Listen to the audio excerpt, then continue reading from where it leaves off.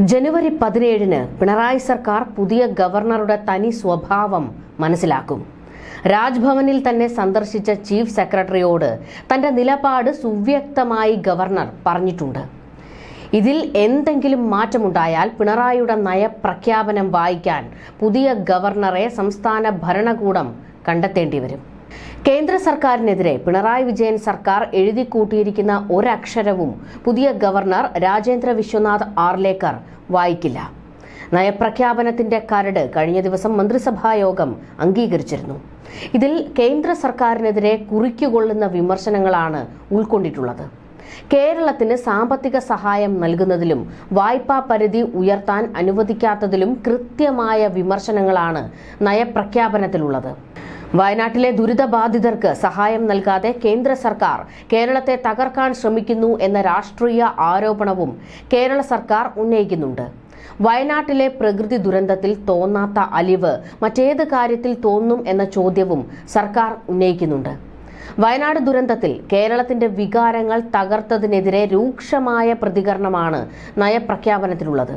Additional chief secretary A ജയതിലകാണ് നയപ്രഖ്യാപന പ്രസംഗം തയ്യാറാക്കിയത്. ഇത് മന്ത്രിസഭായോഗം അംഗീകരിക്കുകയായിരുന്നു.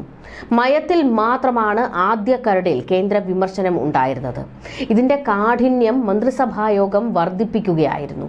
പുതിയ ഗവർണറാകുമ്പോൾ വിമർശനം കടുപ്പത്തിലിരിക്കട്ടെ എന്നായിരുന്നു മുഖ്യമന്ത്രി മന്ത്രിസഭായോഗത്തിൽ പറഞ്ഞത്. ഇപ്പോൾ ഗോവയിലുള്ള ഗവർണർ 13-ന് മടങ്ങി വന്നാലുടൻ നയപ്രഖ്യാപനത്തിന്റെ കരട് രാജ്ഭവനിലെത്തും. ടീം പിണറായിയെ ഓടിക്കാനുള്ള എല്ലാ കാര്യങ്ങളും അദ്ദേഹം ചെയ്തിട്ടുണ്ട് എന്നാണ് വിവരങ്ങൾ. ഇനി ഗവർണർക്ക് മുന്നിൽ ചില വഴികളുണ്ട്. തനിക്ക് ഹിതകരമല്ലാത്ത വിമർശനങ്ങൾ ഒഴിവാക്കാൻ സർക്കാരിനോട് ആവശ്യപ്പെടാം. എന്നാൽ സർക്കാർ ഇത് ഒഴിവാക്കണമെന്നില്ല. കാരണം അത് സർക്കാരിന്റെ നയം മാത്രമാണ്. ഇനി ഗവർണർ വിയോജിക്കുന്ന ഭാഗങ്ങൾ അദ്ദേഹത്തിന് വായിക്കാതെ വിടാം. ബാക്കി ഭാഗം വായിച്ചാലും നയപ്രഖ്യാപനമായി എന്നതാണ് സത്യം. രാജ്യത്തെ ഏറ്റവും ചെറിയ നയപ്രഖ്യാപന പ്രസംഗമാണ് കഴിഞ്ഞ വർഷം നിയമസഭയിൽ ഗവർണർ ആരിഫ് മുഹമ്മദ് ഖാൻ വായിച്ചത്. 1.24 മിനിറ്റിൽ 2 ഖണ്ഡിക വായിച്ച് പ്രസംഗം അവസാനിപ്പിച്ച ഗവർണർ ഭരണപ്രതിപക്ഷാംഗങ്ങളെ ഒരുപോലെ അമ്പരപ്പിച്ചു. ദേശീയ ഗാനം ഉൾപ്പെടെ ആകെ 2.45 മിനിറ്റേ ഗവർണർ ഡയസിലുണ്ടായിരുന്നുള്ളൂ. കാലാവധി കഴിഞ്ഞ ഗവർണറുടെ അവസാന നയപ്രഖ്യാപനമായിരുന്നു അത്. മുൻപ് 1.5 മുതൽ 2.5 മണിക്കൂർ വരെ എടുത്ത് പ്രസംഗം വായിച്ചിട്ടുള്ള ഗവർണറാണ് ആരിഫ് മുഹമ്മദ് ഖാൻ. കേരളത്തിലെ ഏറ്റവും ചെറിയ നയപ്രഖ്യാപനത്തിന്റെ റെക്കോർഡ് ജ്യോതി വെങ്കിടാചലത്തിന്റെ പേരിലായിരുന്നു. 1982 ജനുവരി 29-ന് 4 മിനിറ്റിൽ പ്രസംഗം തീർത്തു. കെ കരുണാകരന്റെ ഇടക്കാല സർക്കാരിന്റെ നയപ്രഖ്യാപനം ഇടതംഗങ്ങളുടെ ബഹളത്തിൽ മുങ്ങിപ്പോയി.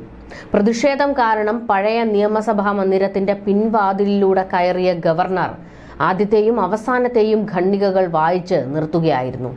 അന്ന് 6 മിനിറ്റിൽ സഭ പിരിഞ്ഞു.